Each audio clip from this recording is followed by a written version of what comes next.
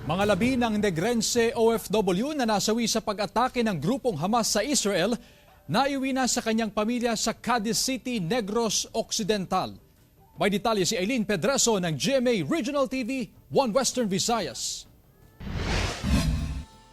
Puno ng lungkot ang pagsundo ng pamilya nang maiuwi na sa bansa ang mga labi ng nasabing OFW na si Loretta Alactay mula sa Israel. Ang mga labi ni Loretta ay nakalagay sa isang crate pagdating sa Bacolod-Zilay Airport sa Negros Occidental Linggo ng umaga. Isa siya sa 4 na OFW na nasawi sa pag-atake ng grupong Hamas sa Israel. Ang mga kapatid nito ay hindi na napigilang mag-iyakan at nagyakapan na lang nang makita ang mga labi ni Loretta.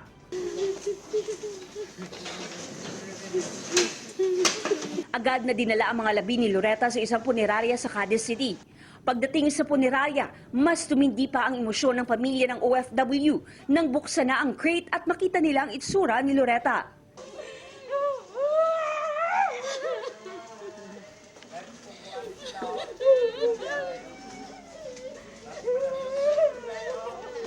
Kalo gid ma'am sa iya itsura kay daw hindi na gid klaruan katama kay daw naghabok na gid lang itsura.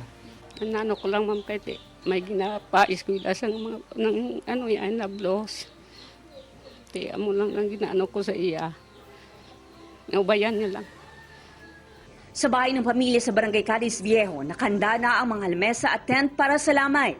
Ang kapatid nito na si Nelia na isa ring OFW sa Kuwait, nakapagdesisyon ng hindi mangibang bansa upang magtrabaho matapos ang sinapit ng kapatid.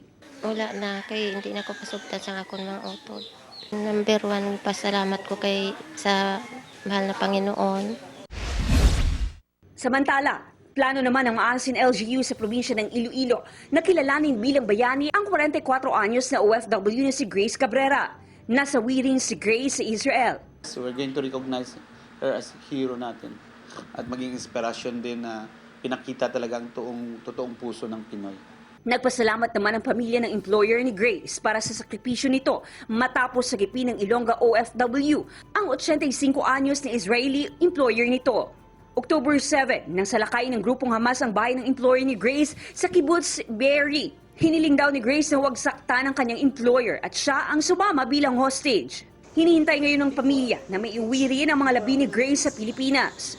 Mula sa GMA Regional TV, 1 Western Visayas, Eileen Pedreso, nagbabalita para sa GMA Integrated News.